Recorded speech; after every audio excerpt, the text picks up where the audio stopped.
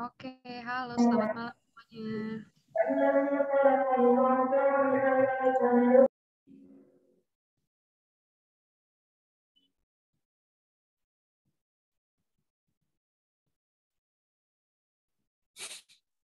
Oke, udah 18.31 ya, kita akan mulai acara mini talk Coo-Critique pada sore hari ini. Oke. Ya, halo semuanya. Selamat datang di acara Coo-Critique yang merupakan bagian dari kategori di Everyday Bandung Design Biennale 2021. Nah, judul mini talk hari ini tuh adalah kontekstual bersama narasumber Xiao. Sebelum melanjutkan ke acara hari ini, saya akan memperkenalkan kritik dan sedikit kilasan bahasan mini talk minggu lalu. Jadi, perkenalkan, saya Yasmin, saya yang akan membawakan acara ini. Saya bukan arsitek, latar belakang saya adalah pendidikan desain, curating, and writing, dan saya suka mengobservasi desain bangunan ataupun architectural works. Coo-Critique adalah sebuah platform kritik desain bersama yang tidak hanya mengangkat sisi teknikal, namun juga menggali lapisan sosial, budaya, dan politik yang mempengaruhi terciptanya sebuah objek desain. Dan setiap hari Rabu di bulan November, Coo-Critique mengadakan rangkaian mini talk dengan studi kasus yang berbeda.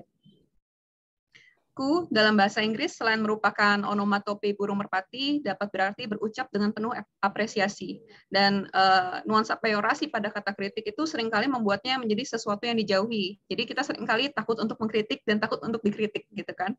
Nah, platform kritik ini tuh diandaikan seperti merpati pos, sarana berbalas pesan. Pesan yang diharapkan menunjukkan titik buta dan konsekuensi yang kadang terlewat oleh desainer dan arsitek, serta membuka opsi strategi dan berbagi pendekatan desain yang lebih inklusif.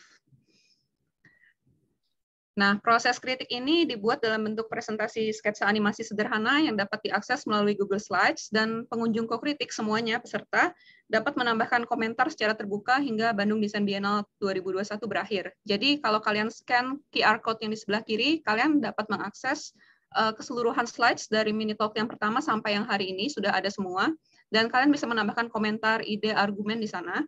Sedangkan di sisi kanan itu adalah QR code untuk folder bagi teman-teman yang suka sketsa atau suka menggambar dan menuangkan ide melalui gambar. Kalian bisa juga tambahkan di sana, karena semua ide kalian, semua respon kalian hari ini, semuanya akan saya gabungkan menjadi satu arsip yang akan ditampilkan di website Bandung Design Biennale saat acara ini berakhir. Nah, di mini talk pertama minggu lalu, itu berjudul Perkenalan Coo-Critique dan Bandung dalam Tradisi Membangun. Saya mengawalinya dengan penjelasan latar belakang riset yang mendasari Coo-Critique, yaitu tentang arsitektur identitas, di mana satu wilayah diasosiasikan dengan satu etnis dominan. Kemudian elemen arsitektur tradisional yang representatif dari etnis dominan itu diintegrasi pada bangunan pemerintah secara superficial, sehingga menimbulkan unintended consequences seperti marginalisasi terhadap minoritas. Slides dan skrip mini talk yang saya jelaskan tentang hal ini itu bisa diakses melalui QR code tadi ya. Kemudian saya mencoba merumuskan 3 hal yang memungkinkan integrasi tradisi menjadi lebih inklusif. Yang pertama terkait dengan form, yaitu bagaimana arsitek bisa mengubah cara baru dalam integrasi bentuk-bentuk yang berakar dari tradisi membangun di sebuah kawasan. Lalu yang kedua ada technological sophistication, yaitu gimana arsitek dapat menerapkan nilai dan elemen tradisional secara praktis. Jadi ide-idenya biasanya menggabungkan kecanggihan teknologi sambil peka terhadap sumber daya. Dan yang terakhir adalah the intangibles, yaitu bagaimana sebuah karya dapat merangkul tradisi membangun yang berupa proses, visi, ataupun hal-hal lain yang tidak tampak secara visual. Dan studi kasus minggu lalu adalah Aula Barat dan Aula Timur ITB, serta Bandara Hussein Sastra Negara, dengan Mas Prananda Lufiansa dari Desain Etnografi Lab ITB sebagai penanggap. Nah, Mas Prananda ini mengupas Aula Barat dan Aula Timur ITB dari sisi situasi sosial dan politik saat ia dibangun. Jadi, gimana adanya politik etis, lalu keinginan memindahkan ibu kota dari Batavia ke Bandung, dan menjadikan Bandung harapan bagi Belanda yang saat itu terdampak Perang Dunia I itu mendorong terciptanya sekolah teknik ini. Ada 3 hal yang penting yang digarisbawahi Mas Prananda terkait dengan posisi Aula Barat dan Aula Timur saat itu, yaitu yang pertama adalah sebagai representasi kepentingan dari pebisnis yang memerlukan engineer. kemudian sebagai representasi teknik modern yang ada saat itu, yang pada akhirnya menampilkan percampuran lokal dan modern sebagai cerminan imaji identitas orang-orang Belanda yang lahir atau tinggal di Dutch East Indies, yang ingin memperlihatkan bahwa diri mereka tidak kalah dari orang-orang Belanda yang dianggap modern di negeri Belanda sana. Dari pemaparan hari itu ada 2 respon. Yang pertama dari Lisana yang mulanya apatis terhadap tradisi maupun budaya, namun setelah mengunjungi beberapa airport di luar negeri, dia mulai merasakan bahwa identitas itu ternyata bisa memberi variasi tersendiri, terutama ketika menampilkan artisanship yang mencerminkan tradisi Indonesia, seperti di Bandara Soekarno-Hatta Cengkareng. Sedangkan dalam konteks Hussein Sastra Negara, menurutnya dari sisi budaya itu masih relevan, tapi penggabungan budaya dan teknologinya masih harus ditonjolkan. Dan di sini tanggapan dari Mas Prananda adalah ketika kita melihat suatu benda itu tidak bisa representasi saja, tapi peristiwa sosial apa sih yang menghasilkan benda tersebut gitu. Prinsip intangible atau prinsip tak tampak apa sih yang mengekang kokoh desain sebuah bandara seperti Hussein Sastra Negara. Kemudian ada tanggapan berikutnya dari Febri yang juga menanggapi dengan mempertanyakan tradisi kita tuh apa sih sebenarnya? Kenapa di arsitektur sekarang banyak penggunaan simbol dan apakah representasi dengan simbol itu adalah sebuah keharusan? Nah, dalam konteks Bandara Hussein, menurut Febri, desainnya tampak mengarah ke modern, tapi nanggung. Menurut dia, malah desain pon zaman dulu di Bandung itu lebih kelihatan gitu, bahwa dia ngambil dari aspek sosial masyarakat di sekitarnya. Yang kemudian ini juga ditanggapi oleh Mas Prananda dengan menegaskan yang salah adalah ketika kita memahami tradisi sebagai sesuatu yang representatif, atau terlihat secara tangible ya, terlihat nyata gitu. Padahal tradisi dan culture itu ada unsur intangible-nya juga, unsur tak tampak. Maka bisa nggak sih kita ketika memahami tradisi dan culture, kita mengembrace keseharian kita. Nah, dari ucapan Mas Prananda ini, saya ingin membawa kita semua ke topik mini talk Coo-Critique yang kedua, yaitu kontekstual. Dan 2 minggu yang lalu saya pergi ke Bandung dan mengunjungi alun-alun Cicendo yang merupakan karya dari studio arsitektur Shaw. Dan dari pengamatan saya hari itu ada 2 hal yang menarik. Yang pertama adalah cara Shaw merangkul sumber daya yang ada di sekitar lokasi membangun. Dan yang kedua, bagaimana desain ini mempengaruhi penggunanya. Jadi dalam perjalanan menuju alun-alun ini, saya melewati kios penjual onderdil sepeda motor, ada tukang jual besi-besi bekas, ada pasar teknik. Nah, dan di salah satu sudut pertigaan jalan dekat jajaran kios ini kan udah terlihat tuh ada alun-alun Cicendo dengan pavilion yang berbentuk segitiga berlapis metal berwarna karet ini yang berfungsi layaknya gardu pandang gitu. Bahan yang sama, bahan metal ini mendominasi tangga, dek, dan undakan di alun-alun ini. Tampilan ini sedikit banyak tampak menyatu dengan atap-atap seng dengan sapuan karat di kios besi bekas di sekitarnya juga ya. Dan latar belakang pemilihan material yang tampak menyatu dengan sekitar ini yang menurut saya merangkul sumber daya di sekitar, yang juga resonates dengan apa kata Mas Prananda sebelumnya. Bisa nggak sih kita mengembrace sesuatu yang kita lihat sehari-hari gitu di sekitar kita gitu kan. Hal ini akan kita diskusikan juga lebih dalam nanti bersama Bu Daliana dan Florian. Saya akan melanjutkan ke yang kedua. Ketika kita dengar kata alun-alun, yang ada dalam pikiran kita tuh biasanya kan lapangan yang luas ya. Namun di alun-alun ini selain lapangan luas, itu ada sarana buat berbagai aktivitas gitu. Dan siang itu saya jumpa dengan anak-anak yang main sepak bola, ada yang belajar bersama, ada ibu-ibu dan bapak-bapak yang bersantai gitu, dan ada yang main skateboard, bermain basket, dan masih banyak lagi. Dan pemandangan lain yang menyambut saya pada awalnya itu adalah sampah-sampah yang berserakan ya. Namun ternyata itu ada sekelompok anak-anak dari panti asuhan yang ikut bermain ya di sana. Jadi saya sempat ngobrol tuh sama mereka. Mereka datang dari sebuah panti asuhan di dekat situ. Dan mereka setelah main rame-rame di situ, mereka tuh melakukan operasi semut gitu. Jadi mereka sama-sama memungut sampah dari lapangan itu hingga ke dek atas dan memasukkannya tuh ke kantong plastik, ke kardus bekas gitu. Jadi dikumpulin semuanya. Dan bagi saya ini tuh jadi bukti gimana desain sebuah ruang publik ketika berkesesuaian dengan kebutuhan pengguna tuh bisa menumbuhkan rasa memiliki gitu. Jadi penggerak bagi pengunjung untuk ikut menjaga kondisi alun-alun tersebut. Nah, untuk lebih memahami desainnya, sudah hadir di sini Shaw, Surya Winata Heinzelman, Architecture and Urbanism, sebagai ada Ibu Daliana dan Florian sebagai co-architects dalam proyek ini. Dan sebelum kita undang Bu Daliana dan Florian, saya akan membacakan sedikit introduction. Jadi, Show is an award-winning architectural and urban design practice founded by the architect couple Daliana Suryawinata, Florian Henselman, and Tobias Hoffman, operating in Netherlands, Germany, and later in Indonesia. Daliana is listed as one of 100 women to watch in architecture in 2021 by Architizer, and Florian is associate professor in practice at the National University of Singapore, Department of Architecture. Future Art magazine named Show the eco-modernists of their time due to their performance-driven environmental and societal design agenda. Their work earned them many awards internationally, and they're also in the shortlist for the Aga Khan Award for Architecture in 2019.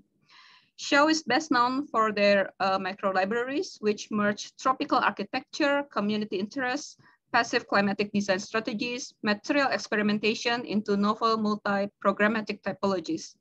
They further realized several public spaces projects like Taman Film, Under a Flyover in Bandung, Alun-Alun Cicendo in Bandung, and Alun-Alun Kejaksaan in Cirebon. Show also designs public affordable housing projects, most notably at Muara Angke, a fisherman village at the Bay of Jakarta, commissioned by back then Governor of Jakarta and current President of Indonesia, Joko Widodo. They are currently working on Indonesia's most exciting performing arts center in Jakarta, among other projects for private and public clients.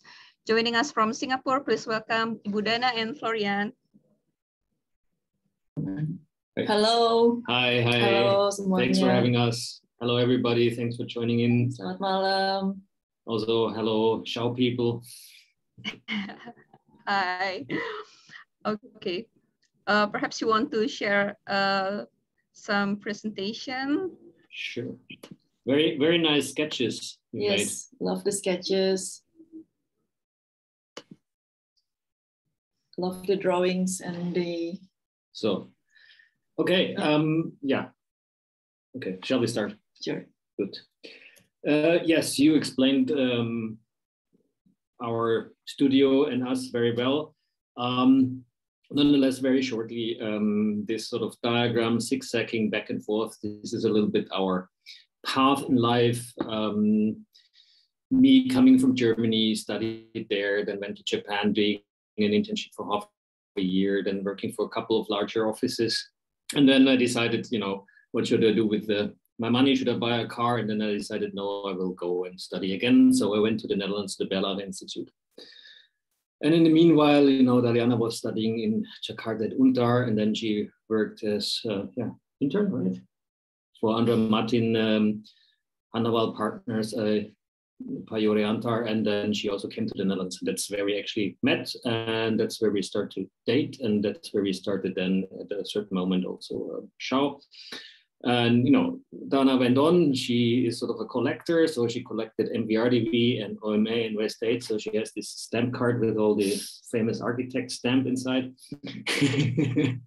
And I went to UN Studio same time, and then we both started doing research at TU Delft. I finished in TU Eindhoven, and then, yeah. And now we're in Singapore, and I'm a prof at the NUS. And yeah, Toby, in the meanwhile, he stayed all the time in Germany and started his own studio. And yeah, it's a loose collaboration what we're doing. So he has mostly his own projects, but sometimes we work together. Yeah. There's also a roadmap we always would like to show. And I think this is also interesting, what you mentioned with the ITB, right? And a certain education, a certain style of education, because we both have also been working at Delft, and the ITB in its original form is very much related to Delft architecture, or, you know, when it was founded. And in a way, it's interesting to, you know, study in the Netherlands. I mean, I'm German, of course, probably for Daliana as well. But one has to be very careful, especially if you, like in my case, a foreigner, you go to a different country and you have a certain package, you have a certain mindset.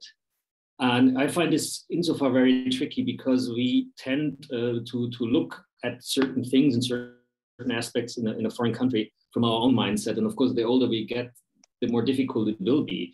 And so, for instance, I'm reading currently a genealogy of tropical architecture by a colleague of mine, describing tropical architecture defined by the British in Singapore. And I would say you could make a similar case as a sort of maybe cultural appropriation of the ITB hall.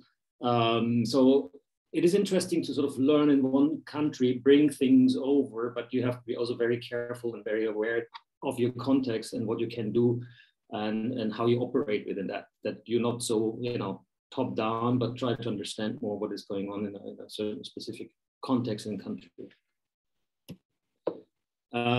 Yeah, please. Ya, so ngelanjutin apa yang tadi Florian ceritain. Jadi kita ke Bandung tahun 2015 dan kita emang nggak spesifik ngerjain satu tipologi tertentu atau tipe bangunan tertentu. Jadi kita terbuka dengan segala skala dan yang terutama kita lebih suka ngerjain public buildings memang atau housing atau public housing dibandingkan dengan private projects. Tapi akhirnya ada juga private projects yang kita coba telusuri. Ini sebagian proses di show. Jadi kita sih pengen lebih banyak lagi doing manual exploration, finding creative ideas through models. Cuma which we could do more, but yeah, harus lebih banyak lagi sih selain ngerjain 3D itu. Nah, sedikit tentang alun-alun Cicendo tadi Mbak Yasmin udah cerita. Ini foto dari Mulki Salman, planet Cicendo. Mulki Salman tuh keren lah. Dia tuh fotografer udara dan sering banget kita ngelihat postingan dia fotonya lebih bagus daripada yang desain kita. You want to say something? Yeah, it's funny. It looks a bit like a Mario Galaxy level, where you can hop around. It does look like that. Yeah. I always fall into the atmosphere. Yeah. Yeah, gitu deh. Oke, terus sebenarnya waktu kita diminta ngedesain alun-alun kontemporer, kita mikir juga sih alun-alun tuh apa ya gitu. Apa sih makna alun-alun itu di hari ini? Dan kita coba pelajari, coba buatkan pemikirannya menurut kita sejarahnya gitu, bahwa alun-alun dari zaman dulu banget sebelum nama Indonesia itu dicetuskan udah ada, dan zaman Hindu-Buddhis, zaman Islamic influence mulai, itu fungsinya udah mulai di-adjust juga dari plaza yang buat temple yard, military assembly, dari dulu emang buat festival and gathering. Terus kalau waktu zaman Islamic influence itu jadi bagian dari extension dari masjid gitu. Terus waktu Dutch colonial era itu dipakai buat ya martial court sama buat festival juga gitu. Terus yang post colonial era itu buat upacara jadinya. Terus buat kegiatan olahraga mulai di situ. Festival tetap, gathering tetap. Jadi yang tetap selalu ada tuh festival, gathering sama upacara, karena sejak kemerdekaan itu perlu dipakai dan memang setiap Senin. Jadi itu yang kita formulasikan untuk alun-alun kontemporer, plus pesan dari Kang Emil apa aja yang perlu ada di situ dan input kita sebagai desainer. So yeah, I mean, for us was the question looking a little bit at the history of alun-aluns, how to sort of break it open a little bit from the ceremonial aspect and the representational aspect of a certain maybe government form, also into a form of participation and for the people to offer more activities other than big gathering space. So therefore, I mean, we have this very multi-programmatic approach, which we're going to tell in about a second. Jadi seperti iklannya Mbak Yasmin, apa yang dilakukan kalau ada alun-alun terjebak di tengah-tengah kota. Dan ini memang lahan yang terjebak, lahan yang cukup strategis di bagian Bandung sebelah barat, setengah hektar, 5.400 meter persegi, dan tadinya disewa oleh suatu perusahaan pabrik gitu dari pemerintah kota. Jadi tanahnya memang milik pemerintah kota, tapi terus disewa dan buat timbunan sampah jadinya nggak terpakai. Kemudian sama Kang Emil diambil, dibersihkan, terus dijadiin alun-alun Cicendo ini. Ini konteks sebelum intervensi, jadi memang di sekeliling site-nya memang ada pedagang-pedagang besi dan lain-lain juga. Karena kan area Jatayu ini terkenal buat beli besi bekas karena dekat dengan pasar teknik Arjuna. You want to say something? Maybe next slide. Okay. So yeah, we had a meeting, of course, with Kang Emil, and we were talking and brainstorming with him together about the issues and things to be solved, because it's not only about providing a public space, but solving certain issues. And so he was sketching, and then we sort of integrated his sketch rather from something, let's say, very divided and very zoned into really like pieces of different stakes, more into something gradually transforming. At least that was our idea for the design process, to sort of start blending functions from one into the other a little bit more gradual and less with boundaries. So a bit of a departure from what we see with all the flower beds and bunga and stuff like this in a common park or a common public space in Indonesia. So yes, this is the program overview. And so the remarkable part for us in a way was, in order to be able to free the perimeter of the site, which was occupied with all the stalls of the street vendors, the steel and the spare parts, there was a request that they need to be integrated into the park, because otherwise it would lead to social friction, because you take the livelihood of people away. So with that, we came up with this deck on one side, which we then use as a raised platform where all these blacksmith kiosks are underneath, and then started to design from that element on. And what we wanted to do, and you see this later also more in the section, is sort of establishing a topography, and that had two sort of reasons behind. One reason is, with the topography you could structure different programs, different functions spatially, without sort of really demarcating them with walls. And at the same time, we wanted to have this moment of exploration inside the park, to stimulate people to walk around, to climb up the stairs, to be curious, and then following their curiosity and start to explore.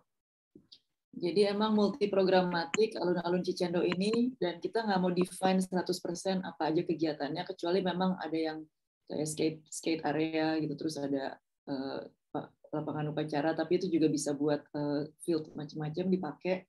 Jadi banyak juga sih, seperti yang tadi Florian bilang, unexpected places yang bisa dimaknai oleh komunitas masing-masing. Karena Bandung kan komunitasnya ada ribuan, dan selalu butuh tempat buat hangout, dan penduduk sekitar juga, terutama anak-anak. Jadi memang dibuat supaya nggak terlalu deterministik gitu dari segi programnya.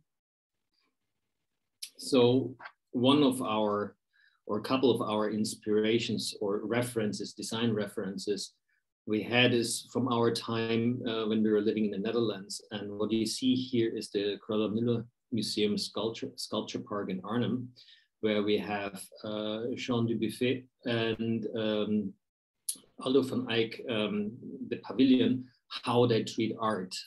Because part of the program was to install art pieces from local artists, 6 of them also made by steel, into the alun-alun. But what we find quite interesting, again, a museum is very often something sort of a top-down thing, where you have to respect the space and you have to stay away, and it's sort of, you are detached, sort of the art is almost untouchable and holy. And with this sort of art, and on the left side, on the right side, the way how it is curated, and on a pedestal, which is sort of with everyday material like the pavilion, sort of you reduce the threshold between people and art, and it becomes approachable and it becomes experienceable. And of course, we did not copy that one-to-one, but sort of the idea behind of being able to approach art and touch it and feel it and be with it, we wanted to implement into the alun-alun. And so you see here in the cross section, apart from the different materials which we employed, which I'll come to in a second, or maybe Daliana will explain it. But so with that, putting all this artwork on top of the landscape, it nonetheless has a little bit of still a sort of exhibition quality, because you put it up on a pedestal. So you raise it up, so you raise also the importance of the art, but at the same time, from the perimeter and from all points, is not hidden. It's always visible because it sort of stands above you. Nonetheless, with the landscape and with the stairs, it is quite reachable and touchable and experienceable on a different level. Ya, jadi topografi ini emang kita buat membedakan program-program yang banyak tadi, tapi juga kita ngedesain landscape-nya sebagai pedestal buat public art. Public art ini ide kita buat Kang Emil, jadi kita usulin boleh nggak sih ada public art, dan untungnya boleh, dan skemanya bisa diusulkan lewat APBD juga. Jadi kita minta Kang Asmujo selaku kurator memilih 6 seniman Bandung yang muda dan keren. Terus ya udah, itu lewat kontraktor yang menang tender APBD dibudgetkan sesuatu yang bisa mereka kerja dan langsung dibuat di situ. Jadi ya begitulah. Jadi ini eksperimen juga sih, apakah public art itu udah siap belum buat masyarakat pengguna ruang publik di Indonesia. Tapi kita pikir mumpung ada kesempatan dan kolaboratornya ada, ya kita kerjain aja.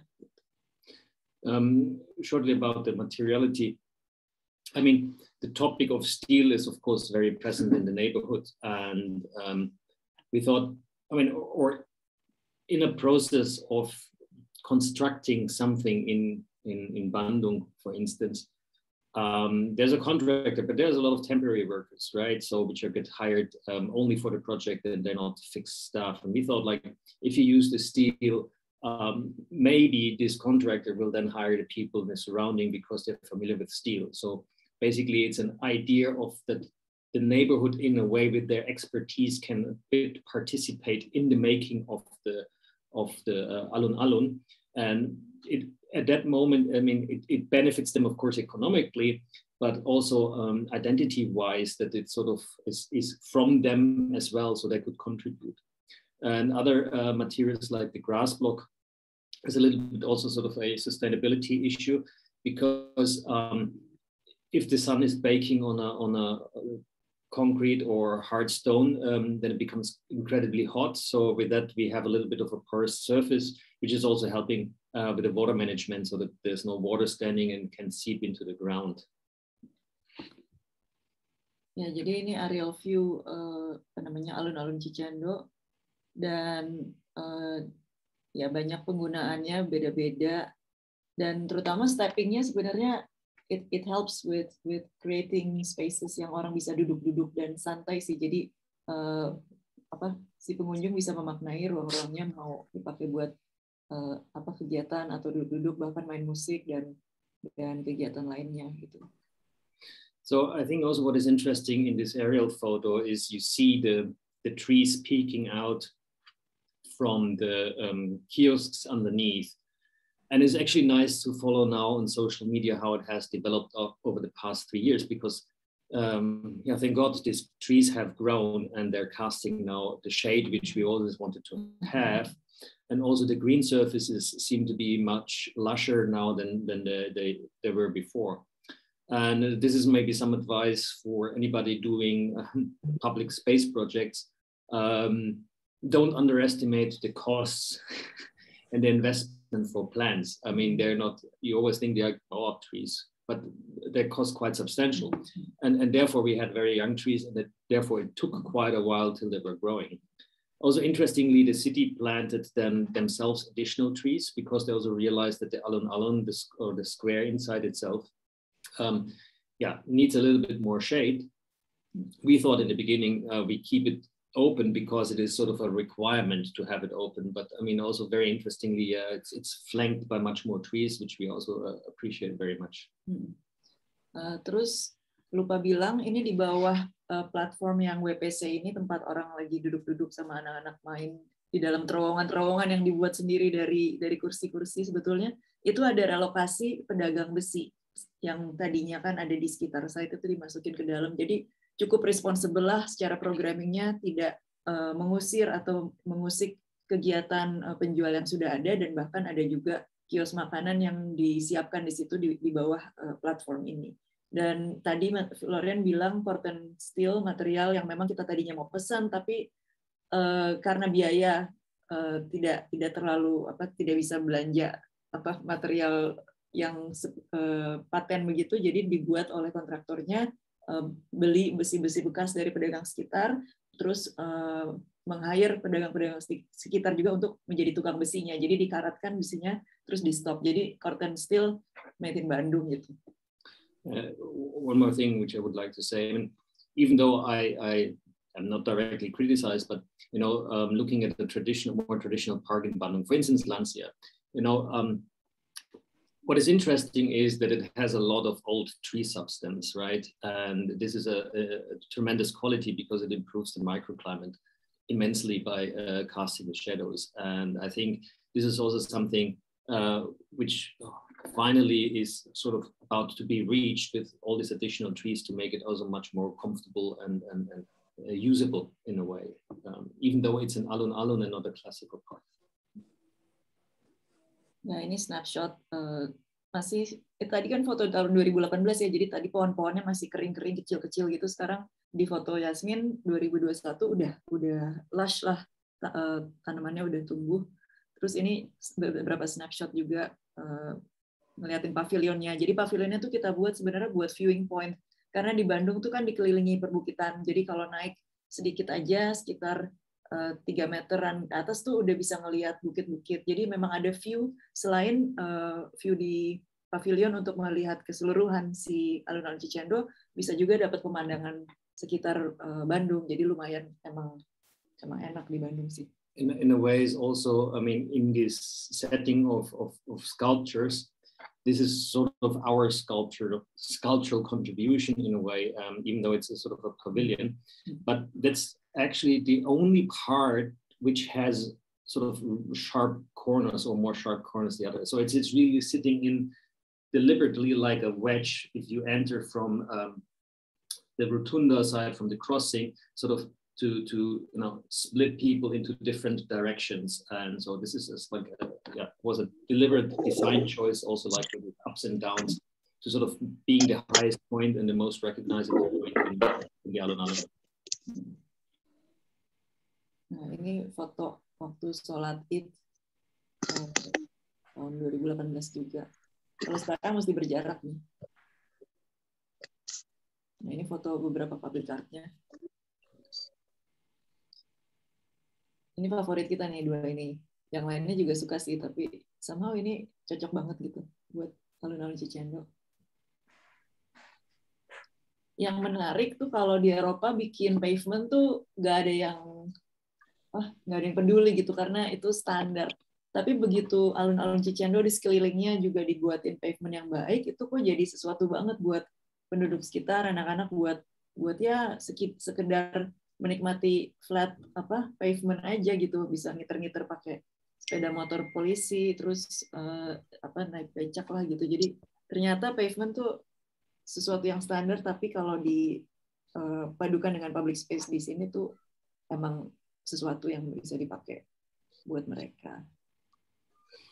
Yeah, also that was also quite interesting in a way.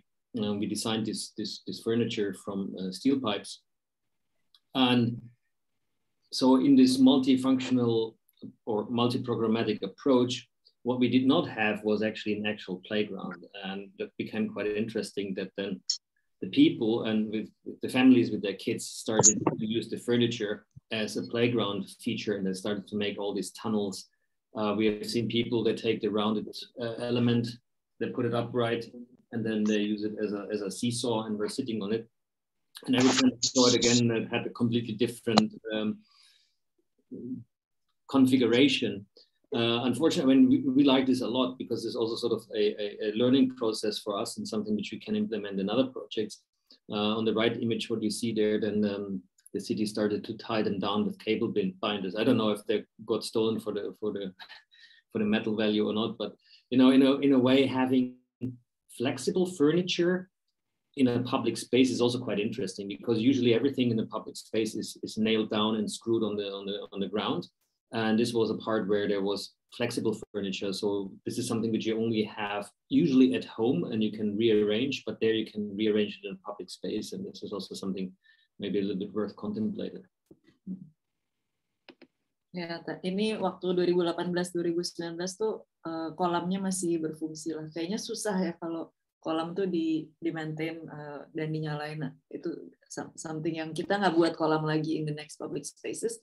Tapi waktu dia airnya ada, itu sebenarnya anak-anak senang main di situ. Ya, cuma karena kita juga bikin krik nih di belakang di belakang yang ada bapak-bapak duduk ini, itu krik tuh airnya turun sampai ke kolam gitu. Jadi sebenarnya lumayan organik gitu sih setting airnya, dan saat itu sih sempat bekerja, cuma sampai airnya mati dan nggak diituin lagi, nggak dinyalain lagi sekarang. Nah ini waktu itu anak-anak pulang sekolah masih bisa main, menikmati airnya. Yang buat kita menarik itu kita belajar juga dari user. Sebenarnya apa yang kita agendakan, walaupun udah loose loh ya, jadi loose agenda, tapi masih aja ada yang bikin kita surprise. Jadi tadinya sebelah kanan tuh kita rencananya buat zen, dry garden gitu, kayak Japanese garden kan buat tenang-tenang ya, jadi pakai kerikil. Tapi terus itu jadi playground buat anak-anak main kerikil, ada yang dilempar-lempar lah, ada yang buat bentuk-bentuk, dan juga ada yang buat refleksi lah. Jadi ternyata interpretasi warga begitu kreatif, lebih kreatif dari desainernya, jadi kita juga ya tertarik melihat itu semua. Jadi yang sebelah kiri ini ada ular, pertunjukan ular gitu. Jadi segala kegiatan terjadi di situ. I remember in the beginning when we look at the right picture of the pebbles, there was discussion, I think, with the contractor asking also if this should not be washed concrete, right? So they make concrete and then the pebbles are only sticking out, and then they look like a dry garden, but they're not really a dry garden. And he said like, nah, that will be fine. And so in the end, it's also like used in a different way than we imagined. And I think you already explained that. Yeah. Kita sempat eksperimen juga dengan rubber string, jadi kayak karet gitu yang kita extend, dan itu ya sempat buat main anak-anak juga. Jadi kayak in between space, pintu tapi bukan pintu, dinding tapi bukan dinding, jadi penetrable, bisa masuk ya, memang buat interpretasi. Yeah, they're not existing anymore. I mean, we were aware that it's probably not so durable, but it was an experiment from our side, and also to just see how people use this sort of crossing a threshold. Now they're completely gone. Nah, terus setelah alun-alun Cicendo ini, ya benar. Setelah alun-alun Cicendo ini, kita ngerjain alun-alun yang lain, alun-alun Kejaksan di Cirebon. Dan juga kayaknya kita kelinci percobaannya Kang Emil juga sih waktu di alun-alun Cicendo, karena habis itu tentunya bersama beberapa arsitek lain, terus Kang Emil kayaknya ngajak sekitar 20-30 tim arsitek buat Jawa Barat. Jadi emang mungkin programnya baik ya, jadi berlanjut. Salah satunya kita masih dipercaya untuk ngerjain alun-alun Kejaksan, Cirebon. Nah ini approach-nya lain lagi, tapi memang kalau dilihat-lihat mungkin adalah sedikit dari alun-alun Cicendonya dalam hal stepping, tapi nggak terlalu, karena ini konteksnya berbeda dan ini memang extension of the mosque, Masjid Al-Hakim, yang penting gitu di Cirebon, dan lokasinya juga cukup penting. Yeah, in a way, this is a sort of a result also from the learning from alun-alun Cicendo, right? So we have the issue of or the design task to make an alun-alun, which is sort of unoccupied, but at the same time, we want to offer more to the people than only a gathering space for a few or certain events during the year, but generate added value. And in a similar way, we have the PKL in the back for food vendors in this case. We have a micro-library. This time we have a playground.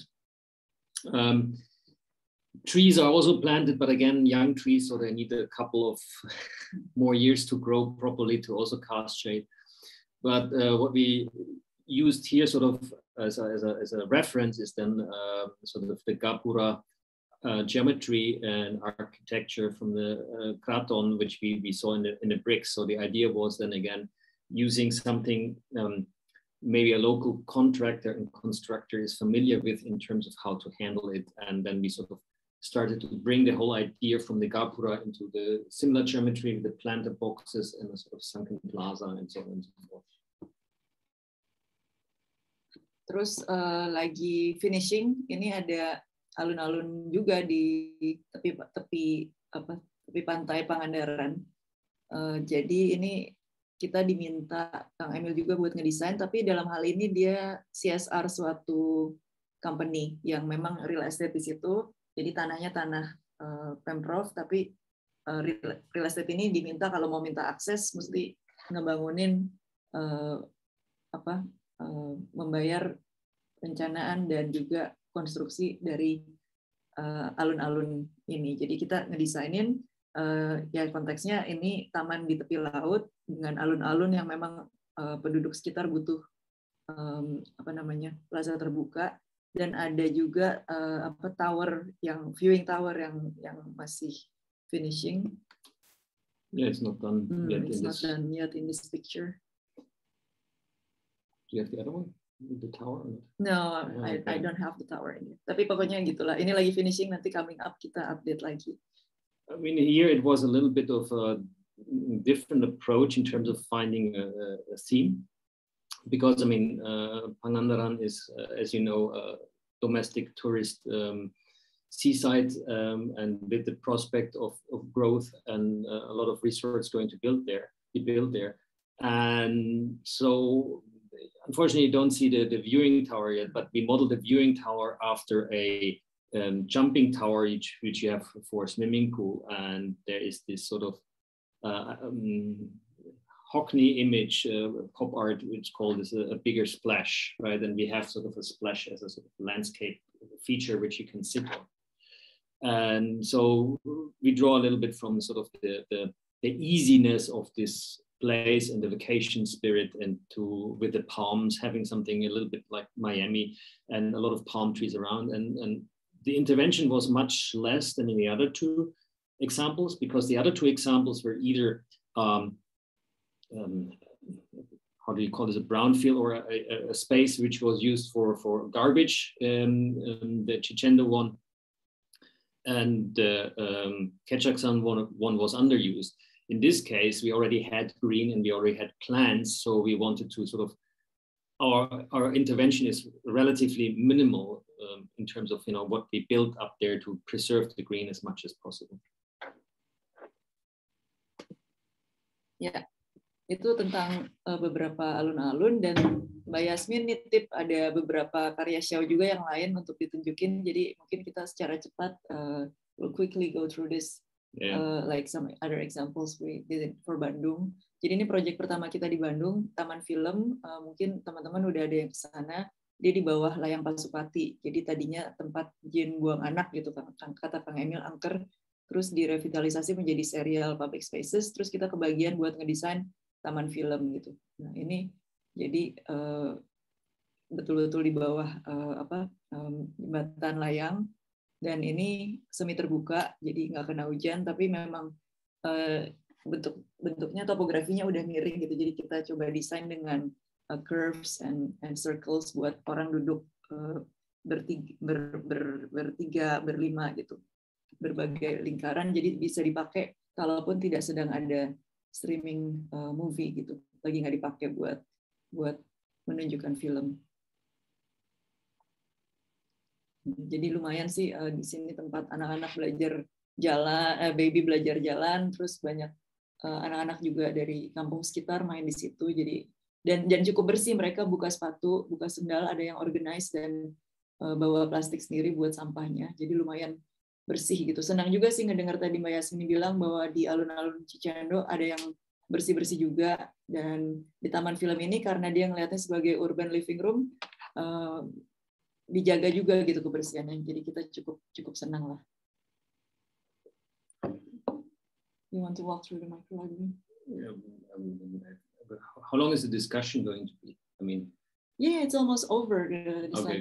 So should I do that? Okay.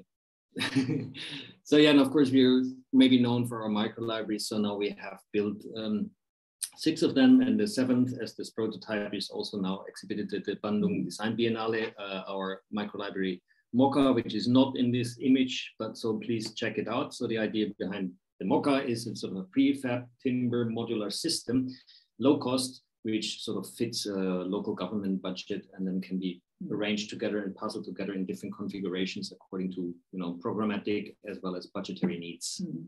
Ya, ini bagian dari creating public space juga, tapi dalam skala yang kecil lah gitu, dan konsep social climatic space yang memang Xiao pengen bawa di semua project. Jadi ada beberapa typology dari traditional vernacular architecture yang kita pelajari untuk menggunakan ruang-ruang seperti ruang selasar, rumah panggung, kolong, overstack dan lain-lain. Ya, ini beberapa yang udah terbangun. Ini di Bima, di dekat alun-alun Cicendo ini sih, bisa jalan dari alun-alun Cicendo. Ini micro library Bima pakai ember es krim bekas gitu. Sama yang di Semarang. Ini pakai kayu semua, kayu bersertifikasi, dan di bawahnya ada swingnya gitu. Pokoknya gimana caranya itu memasukkan konsep-konsep buat homo ludens ke dalam bangunan juga, initiate reading by other activities, jadi multifunctional gitu. Ini yang di alun-alun Kejaksaan Cirebon, micro library juga, jadi kita sempat nyisipin program micro library ke desain alun-alun, dan ini dikelola oleh pemerintah kota. I mean, the story behind is also like a little bit from our side is sort of, we have on one side we have the mosque, on the other side we have the city entrance, right? And then we have on this opposite side sort of the pavilion for the honorary guests if there is an event on the alun-alun. So, but on the other side we put the library, and in a way the library for us is sort of also the highest point where you then can also walk up, similar to alun-alun Cicendo, and have a view. But it is sort of literal and also metaphorical, sort of the idea that knowledge in reading is elevating you. And this is a sort of also a statement from our side towards this whole setting in Cirebon.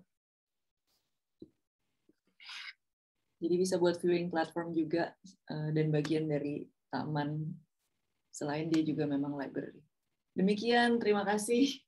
Thank you. Hatur nuhun. Makasih banyak, atur nuhun, Budana sama Furian. Oke, teman-teman, kita sekarang masuk ke sesi diskusi. Siapa yang ada pertanyaan bisa ditulis di kolom chat, atau kalau mau ngomong langsung juga bisa. Kalian tinggal bisa raise hands atau ya langsung ketik aja di kolom chat gitu ya. Untuk membuka mungkin saya mau tanya dulu. Oke, jadi perhaps I'll just jump to the first question. And you have talked about it a little in the beginning about how you guys living in different cities, like from Netherlands to Germany, Singapore, Jakarta, and Bandung, and how is being a diaspora influence your view in designing? Like, how was the design process the first time you arrived in Bandung and given the project Alun-Alun Cicendo? What do you see is the what characterized the city of Bandung? Like this should be designed here because it is in Bandung. But if you build Alun-Alun Cicendo in other place, it wouldn't be the same. So how do you see it?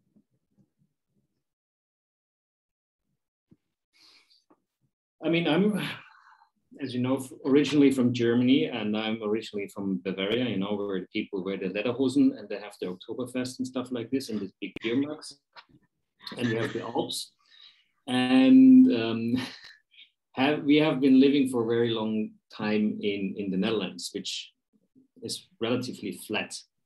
So for me, the most amazing thing about Bandung after the Netherlands was the topography. You know, that finally there's something you can go up and you can go down, and you have like what I found fascinating about the city is sort of these green fingers, right? You have like sort of on the ridges you have the streets and then sort of the campo, and in between you have these green valleys. So it's like going in waves. And I found the topography quite interesting in a way. It has its problems in terms of traffic because everybody has to go from north down to the center in order to cross east and west and then go up again. But if you then also go further up to Lembang and you have you have rice paddy fields in between, you have the tea plantations. So for me, this landscape was very inspiring, the topography, the three-dimensionality, and we could immediately also employ or use that, especially for Taman film, because there was already a topography which you could work with, which you could remodel and which you could sculpt. And I found it quite interesting coming to Bandung, especially for the public space projects, the three-dimensionality.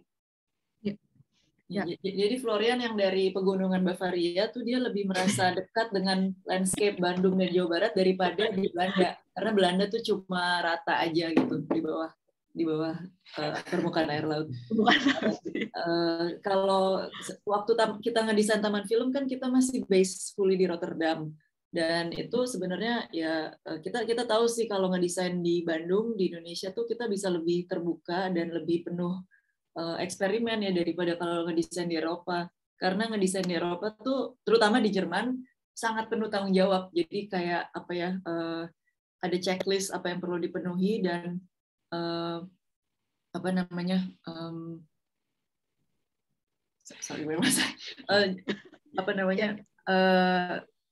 regulasi dan konsekuensi. Jadi arsitek Jerman tuh biasanya takut gitu ngedesain. Jadi buat Florian sih pasti merasa bebas sekali ya di Indonesia. Dan kalau saya sebenarnya kita kan lama di Belanda, dan itu memang membuat cara pikir kita bagaimana coba mengintegrate landscape, urban design sama arsitektur pada saat yang bersamaan. Itu spesialisasi arsitek Belanda kali ya, mungkin mereka buat mereka itu terintegrasi, tiga disiplin itu bukan sesuatu yang terpisah. Kalau di Indonesia kayaknya terpisah-pisah, dan itu kita pengen membuka bahwa landscape design itu juga adalah arsitektur dan sebaliknya, dan juga adalah urban design gitu. Mungkin kurang lebih seperti itu. Oke. Ini ada pertanyaan dari Kang Geri ya. Mengapa namanya alun-alun? Why is the name alun-alun? In my opinion, alun-alun is not an open plaza. It's something cosmologically things in Java. Anyway, desainnya bagus-bagus. I think you should ask or talk to Kang Geri. He named it. Ya we question that in the beginning sih, Mas Geri, waktu kita diminta ngedesain. Tapi terus kita ngelihat emang kan yang di alun-alun Bandung yang di pusat, terus kan dia bikin lagi yang di ujung Berung kan, alun-alun ujung Berung, terus yang buat di barat alun-alun Cicendo gitu. Ya mungkin karena merepresent a bigger neighborhood kali, dan itu mungkin butuh open square. Memang sih kalau kita lihat kirain alun-alun tuh emang ada hubungannya ya sama open square dan selalu, tapi memang ada juga batas-batasnya bahwa dia biasanya selalu ada mosque, terus ada pusat pemerintahan di situ seperti namanya istana atau apa ini. Terus sama pasar gitu. Jadi itu kayak alun-alun tuh seperti area yang dibatasi oleh elemen-elemen itu gitu. Jadi ada pasar, ada kotanya, terus ada tempat pemerintahan sama tempat beribadah. Kalau nggak salah sih ada itu seperti definisi seperti itu. No, I mean, you are in a way right. We are aware that, of course, what you talk about cosmological axis and orientation towards maybe mountains or volcanoes and this more traditional stuff. I mean, I totally agree. Maybe it's an interpretation of an alun into something contemporary. Yeah. And yeah. I mean, there are certain elements, of course, are not there, right? Traditionally, like having a kraton or a mosque, or having this sort of surrounding elements which defining and certain axes. Yeah. I think also it's also looking at the contemporary needs of people around Bandung. Like you have a lot of communities and you want them to experience the space as well. So I think it's perhaps a like contemporary definition of alun-alun in Bandung, like a new way to understand it. Yeah. But also we have another question here. How important it is to for you guys to for a historian to take part in the designing process, historian or anthropologist, or were there any focus group discussion with them or with the with the people that really knows about the culture and about the history? Yeah. For alun-alun Cirebon, we did a lot of those. Jadi Mbak Lea sama Mas Adit tahu banget tuh dari Xiao, kita ikut sama-sama buat we had to present to the Sultan of Cirebon. We had to talk with so many layers and apa namanya groups of sejarawan dan budayawan, dan mereka harus suka atau approve gitu. Jadi itu ribet banget sebenarnya yang di Cirebon. Makanya sebenarnya kita pakai referensi Gapura itu sekitar juga strategi juga sih buat ini loh, this is for Cirebon gitu. Ini culturally Cirebon, walaupun kita bikin rada kontemporer, tapi kita nggak jauh-jauh kok dari apa yang biasanya ada di Cirebon gitu sih. Jadi kita emang tahu betapa bahwa site ini penting banget buat mereka. Mana ada monumen proklamasinya lagi itu tadi kita lupa sebut di Cirebon itu, dan itu penting lah buat sejarawan budayawan setempat. Terus apa lagi? You want to say something about it? Yeah, and then for Bandung, for alun-alun Cicendo, since we are not having a cultural reference as such, I think there was no need for discussing that. The interest groups there was, of course, the art exhibition, the curatorial aspect, which we discussed with, what was his name again? I'm always forgetting. The person who helped us with the curation of the art pieces. Mas Asmujo. Yes. Asmujo. Yeah. And with the skater community. Oh yeah, great community. Jadi there is another question coming up to how do you accommodate all the needs, right? Intinya nggak bisa kita bikin semua orang happy. We can't do that. Tapi we try our best. Jadi ada cerita nih di alun-alun Cicendo kan memang skate park, skate community tuh banyak lah dan butuh tempat lah gitu. Jadi mereka tadinya mau dapat tempat lebih besar kalau bisa di alun-alun Cicendo. Tapi kan itu harus di-sharing oleh berbagai tempat, dan kita bahkan masukin playground aja nggak ada tempat. Jadi ya udah kalau skate parknya kecil bagaimana gitu. Terus ada satu community yang kita undang, dan atas sarannya Kang Emil, ayo deh embrace skater community juga, karena mesti dia tuh yang bikin slope-nya biar mereka bisa pakainya. Kalau di desain sembarangan atau bukan oleh yang make nanti kurang cocok lah gitu. Dan so he came to the office. We did he designed the slope and so on. The contractor built it almost accordingly, tapi ya kontraktornya mungkin ada miss angle atau apa sedikit. But then the other communities were not really accepting that. Soalnya ternyata skater community bukan satu suara, tapi ada beberapa gitu. Yeah, I think in the end it comes back to what Daliana mentioned earlier with the discussion we had with the community, with the mosque, with the Sultan in Cirebon. It's a matter of communication and managing expectations, right? And there will be always somebody not happy. For instance, in Cirebon, it was a big back and forth between the size of the central square. Because in Cirebon, the requirement from the mosque was to have it as big as possible. Because they say during Hari Raya or Idul Fitri and so on and so forth, they need this space as big as possible for all the prayers going on. And of course, for us as an architect, it's difficult to say like, yeah, but you know, if you have this space so big, then other functions are missing.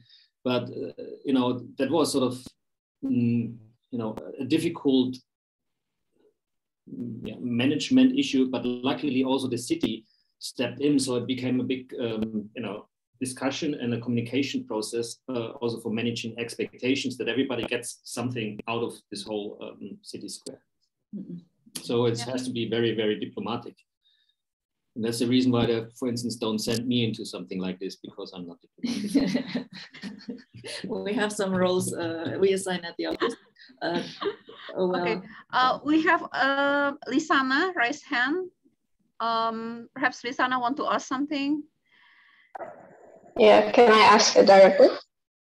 Yeah, yes, please. All right.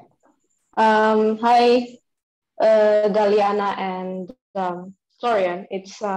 I'd like to first congratulate you for your outstanding works. And I'd like to also perhaps take a more general view about your works, in that, like, I feel like you've revolutionized public space in Indonesia for a while now, and it's really great to see that.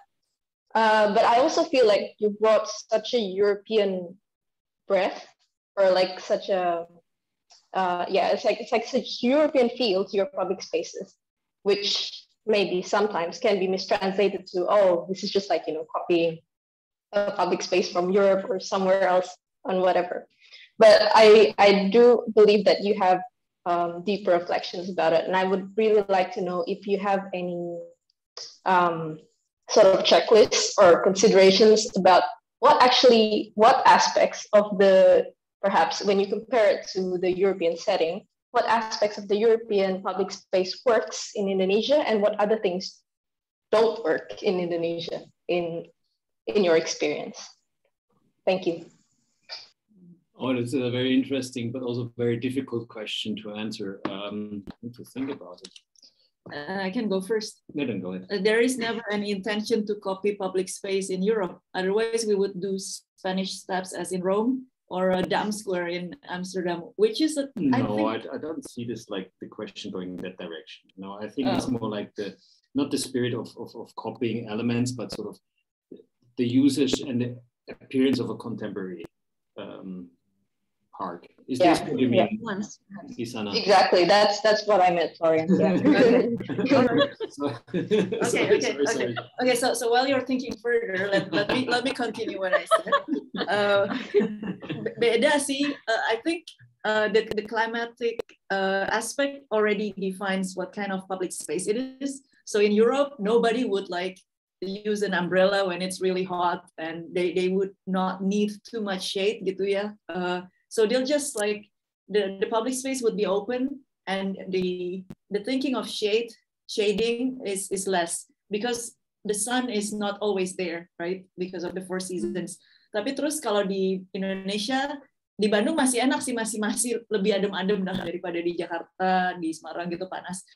Itu mesti deh ada pohon, dan kita pelajari itu the hard way. Soalnya kadang-kadang kita kurang naruh pohon karena ya oke, mungkin budgetnya kurang gitu. Tapi ternyata pohon penting banget buat public space di Indonesia, dan itu wajib harus. Dan shading, kalau that's what you said, right? Socio-climatic spaces. Kalau nggak comfortable, orang nggak mau datang, nggak mau duduk di situ. I have a different take on it, because if I think back on to Europe, you know, if you have a classical town square, maybe in Delft or wherever, it is sort of a market square and so on and so forth. But it's sort of a plain square, which is kept relatively even, that anything can happen, right? And it's flanked by the church and the town hall and shops around, right? So it's a very generic square. And when you look at the landscaping, then there's maybe a couple of trees. Then if you look at the park, if it's a more natural park, not a Renaissance park or whatever, it's always a lot of lawn. It's more of a traditional park setting. So I think, in a way, alun-alun Cicendo and alun-alun Kejaksan is something. It maybe has a contemporary language, especially, let's say, Cicendo. But I think this is maybe a formal aspect, because I have never, and correct me if I'm wrong, never encountered such a multifunctional space in Europe, where you have like all these sort of things packed together, you know, to offer so many different things in a hybrid between city square and park setting. So I think this is something, you could say, yeah, sure, we learned about programming maybe through Dutch architecture, but we have never encountered such an example. And I think through the Indonesian situation, where we were also asked or maybe even forced to react to, because of we have to accommodate the blacksmith stalls into the park. Something like this would never happen in Europe because they would have their designated areas, right? So this sort of trying to accommodate a lot of different people into this one single public space. I think this is something very, in a way, very Indonesian, right? Because it's sort of, giving as much as possible to everybody, trying to make a lot of people at the same time happy. And that offers or generates maybe a complete new public space typology. The pluralistic potential, the informal quality, that's something that is very Indonesian. Jadi bisa membuat tipologi baru, dan kita senang makanya berpraktek di Indonesia karena hal seperti itu nggak ada di Eropa. And of course also the use is completely different, I would say. Because, okay, people go in a park in Europe and they lay down and they're sunbathing and they may be having a barbecue or having a couple of beers.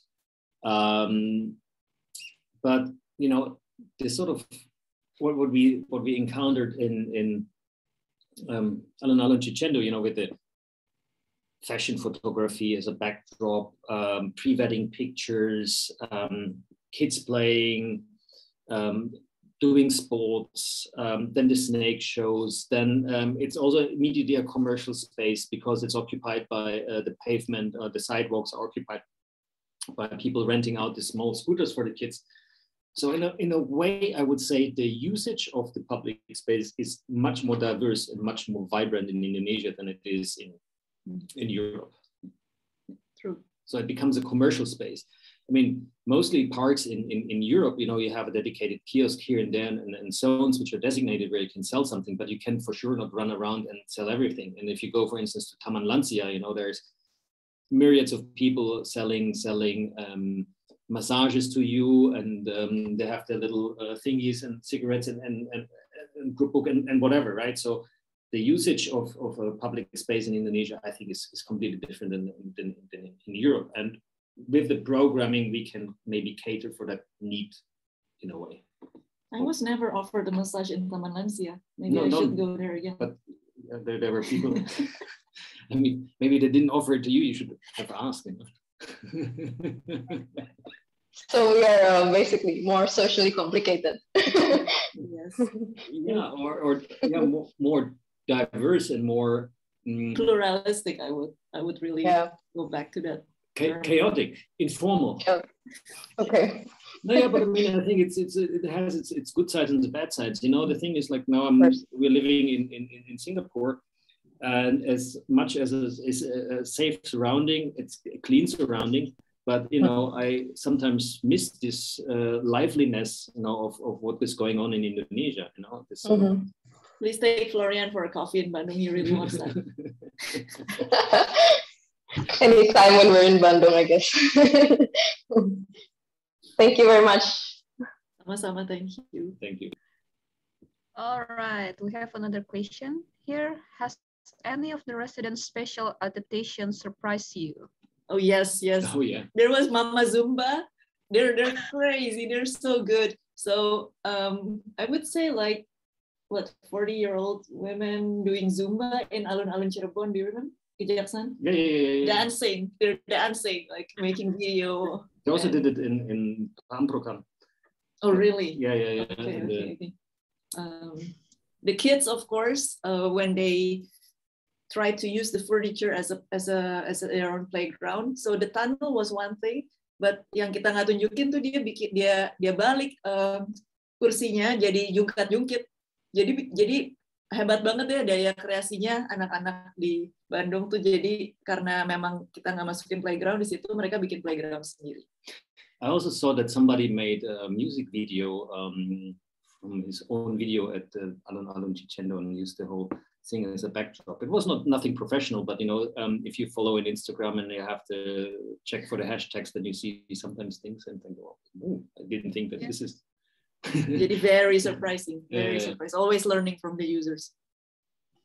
So many pre-wedding sessions there. I went there and people were taking picture, and yeah, it's for our pre-wedding session. Oh, that's nice. That's nice. Yeah. Okay, perhaps do we have another question? No. Oh, it's Kang Gary said, okay, Xiao, danke. Ditunggu ngopi-ngopi di Bandung. Okay. I also have another question.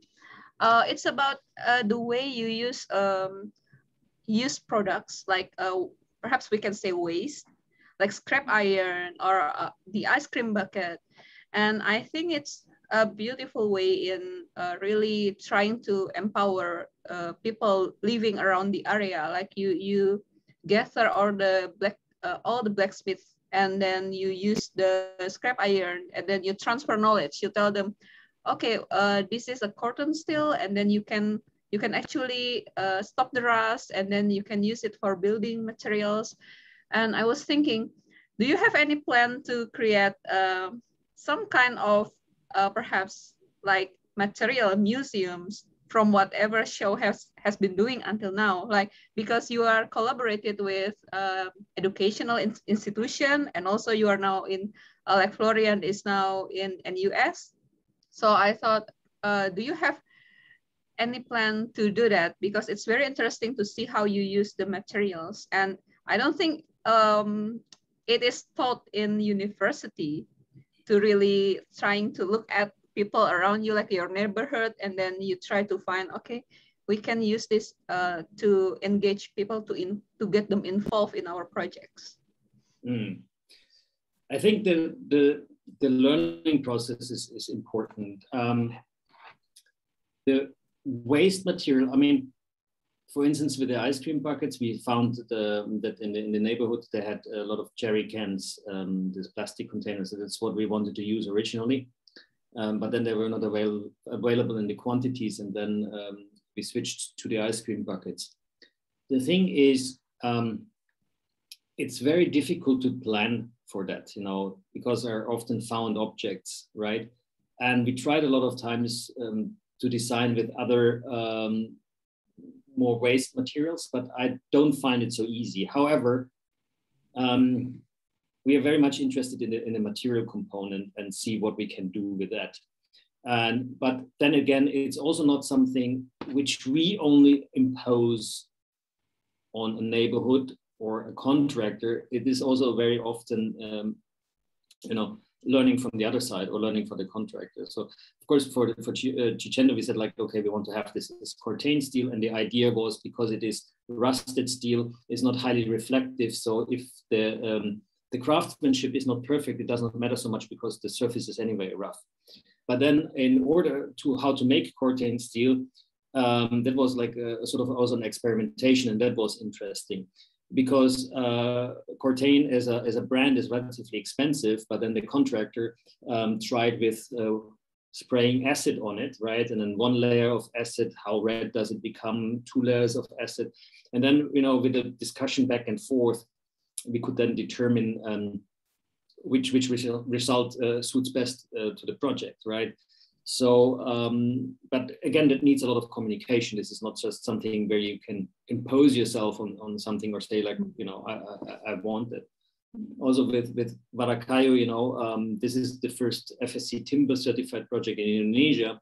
And we had also a look at what products do they have. And instead of only deciding, okay, this is the form and okay, this is timber, let's see what, we also consulted with them what is the best. So it's also sort of not only we impose ourselves, but it's also learning from our partners. Kita suka sih pakai material bekas yang kreatif-kreatif dan baru gitu, tapi nggak maksain juga, karena misalnya nih kita lagi ngedesain concert hall nih, nah itu kayaknya nggak bisa tuh pakai material bekas, karena juga kalau buat bangunan sekecil micro library, ya dia memang public building, tapi masih bisa lah, itu kecil banget. Jadi kalau misalnya ada apa-apa, fire hazard apa gitu, gampang keluar karena bangunannya kecil. Tapi kalau buat bangunan publik yang besar gitu, itu kita harus pakai material yang SNI kan, harus pakai material yang kalau bisa tahan api berapa jam gitu-gitu loh. Jadi ada peraturan seperti itu yang kita Makanya kita punya program micro library buat tes material gitu sih, buat main-main dengan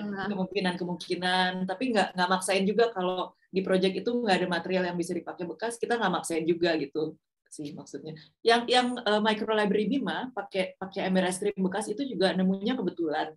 Tadinya kita mau pakai jirigen yang putih-putih itu, dikumpulin, dipotong, ditaruh sebagai fasad. Jadi kan efeknya memang mirip juga putih-putih plastik. Tapi terus jirigennya yang bekas nggak ada. Terus perusahaan yang ada yang nawarin, mau nggak dibuatkan jirigen baru? Kan that's against our mission kan, mau pakai plastik bekas kok malah dibikinin plastik baru. Jadi nggak deh, kita cari material lain. Terus periksa, ternyata di OLX, di online shop tuh ada yang ngumpulin ember es krim habis habis wedding, acara pernikahan kan, ember es krim diamond dan lain-lain gitu, ada yang ngumpulin dan ngebersihin, dan itu bisa dikumpulin. Jadi dengan 3 bulan gitu kita kumpulin, kita beli ember es krim bekasnya sampai terkumpul sekitar 2.000, terus baru bisa dipakai gitu. Jadi emang masing-masing ada cerita uniknya yang kita nggak maksain juga. Kalau we can't do material experimentation in that project, nggak apa-apa juga gitu. We experiment something else, want something else. Okay. How did you identify the everyday elements and then adopted them to Alun-Alun Cicando? A question from Astri.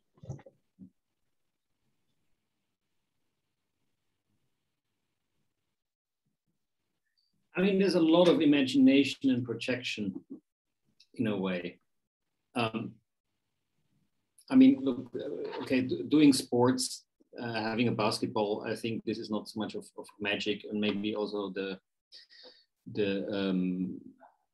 skate element. But then we thought, like, okay, let's try and see, if we can pack it and fill it up with different programs. One is the dry garden, where we imagined people would sit and contemplate a little bit, which turned out that it actually is more like a playground.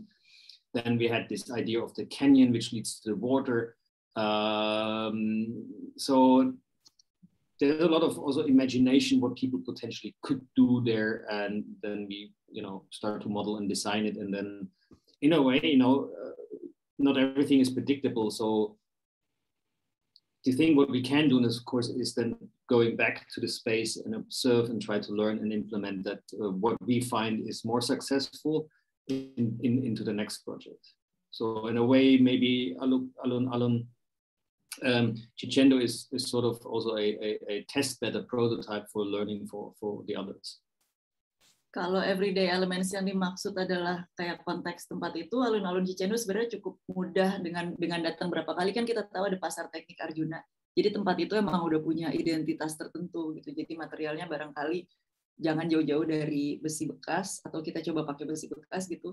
Tapi kalau buat programmingnya emang kita ada list dari Kang Emil, maunya ada basketball court, ada ini, ada tempat plaza yang ada lokasi ini, itu banyak skatepark. Kita tambahin lagi beberapa yang kita bisa, dan juga artwork. Jadi itu memang ada eksperimentasi juga di programming, maka kita bikinnya nggak terlalu rigid dan open to interpretation, biar juga bisa dipakai oleh yang tadinya belum kita pikirin programnya apa, penggunanya bisa buat program sendiri. Yeah, and some of the elements are simply already part of the brief, and some parts come from us directly. Something is also what, for instance, Kang Emil was requested. I mean, this is something which you should never forget, that a project, once you see it build, of course, it's nice and easy to pin it to the architect. But during a design process and during the decision-making process, there's so many parties involved that the result you see of a built project is not only a architect's vision alone, but is a lot of stakeholders in the design process and decision-making process. They're involved, and the build result is sort of the sum of all this sort of work and action.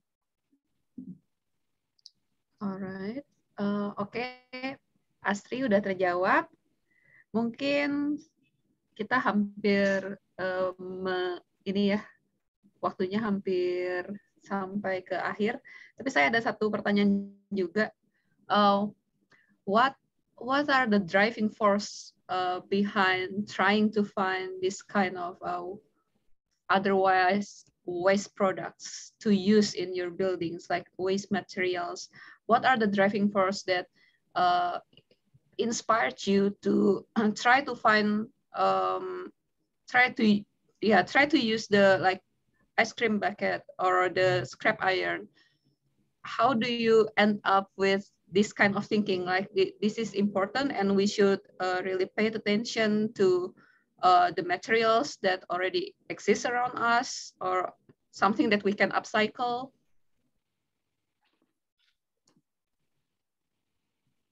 Can I go first? Mm-hmm. Yeah, so I mean, I think the world is over-consuming, and we don't take care of our resources, and we need more projects that reuse this material instead of piling it up to the as a garbage. Jadi kalau ada garbage yang masih bisa dipakai, sebenarnya kita harus pakai sih itu, karena masih bagus juga materialnya dan bisa jadi upcycling instead of recycling, and that's something we want to do with a lot of projects. But I think we need to do it more. I think there's a little bit of a misconception, because to be quite frank, we don't have so many projects which is using or reusing materials.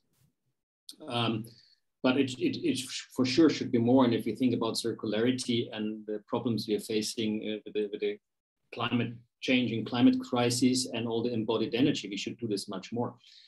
But there are always a sort of practical limitations towards it, because projects, especially in Indonesia, are often quite fast executed. So for instance, for a alun-alun, we have 1 year of design and implementation, because it has to happen within this one fiscal year. So, and you know, you don't have the time for endless searching for materials. So it is really more selected projects. I mean, we recently were designing a single family house in Bandung on a lot where there was a house already standing.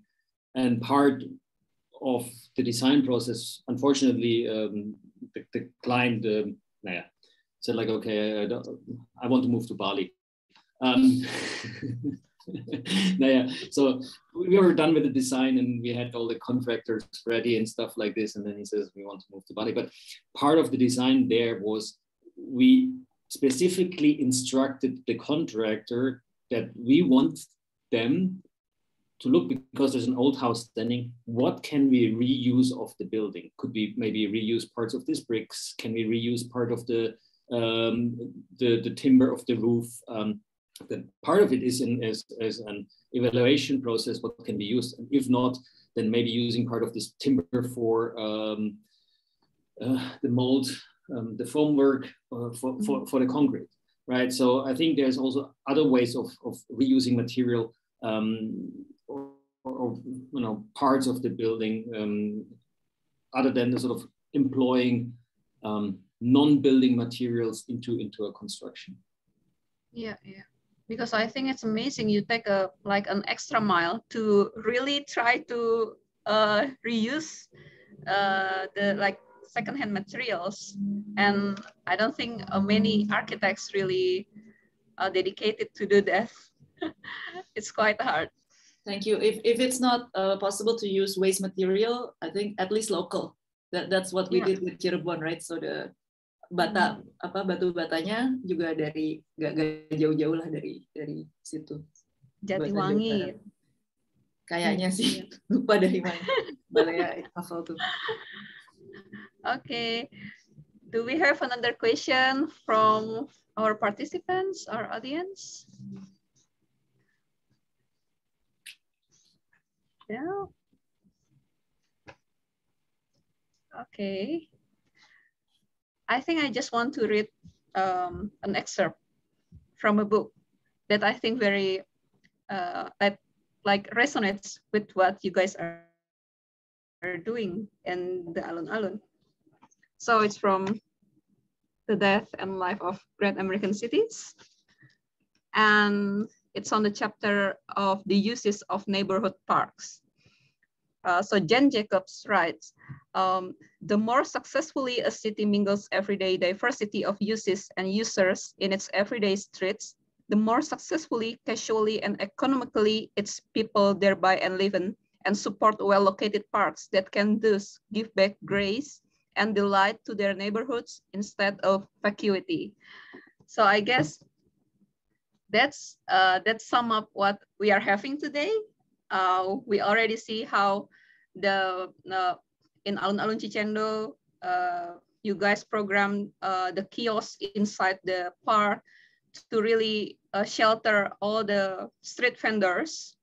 And I think it's also, I'm so very happy that I chose this case study.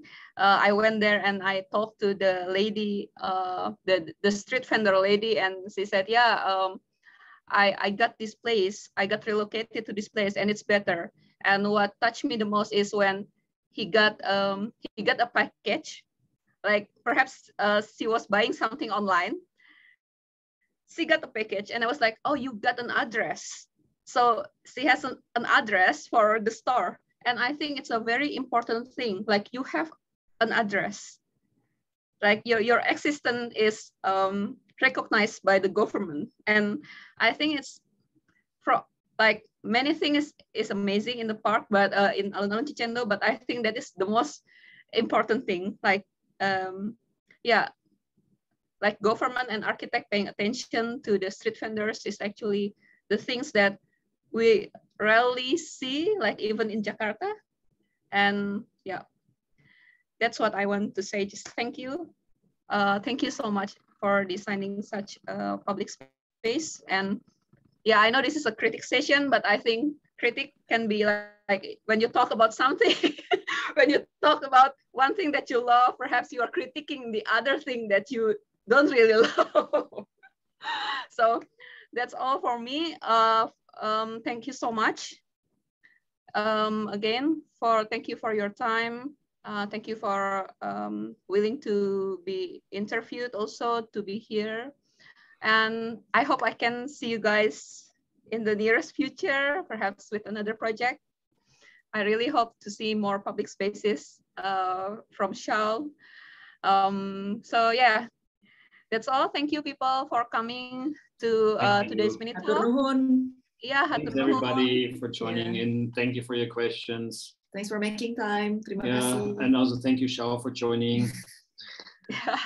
Thank you so much. And also next week we will have Mas Ade from Urbane and also Pak Jimmy Purba. We're gonna talk about Masjid Al-Irsyad Satya in Kota Baru Parahyangan, and the topic will be iconic. So if you are interested, I will also post the link for registration on our Instagram, Coo-Critique. And that's all. Thank you so much. Bye. Bye-bye. Terima kasih semua. Terima kasih. Thank you. Thanks Kang Gary juga. Oke. Thank you Kang Gary.